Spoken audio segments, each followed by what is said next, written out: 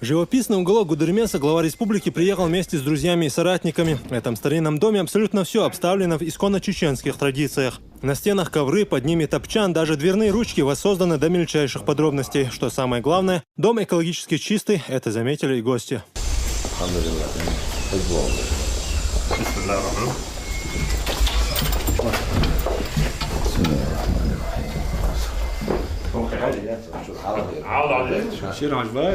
Во дворе, как и полагается, большой и ухоженный огород. Здесь различные овощи, ягоды и фрукты. Все выращено без помощи химикатов.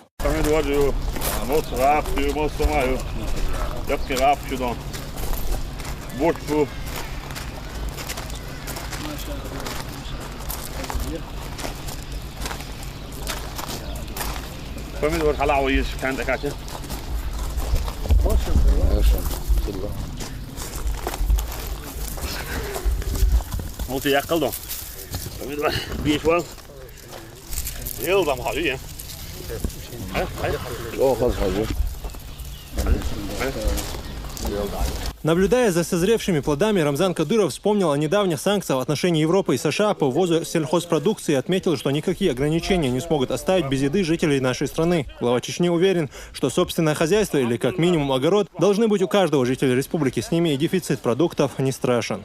Европейские помидоры, овощи, фрукты, В огороде главы Чечни растет виноград, кукуруза, тыква и многие другие виды сельскохозяйственных культур. К такому примеру может последовать каждый житель республики, уверен Кадыров. На небольшом клочке земли можно посадить много разных овощей и фруктов. При правильном уходе натуральные продукты будут под рукой круглый год. Магомед Визидов, Даниил Хавкаров при поддержке пресс-службы главы правительства Чеченской Республики. Новости.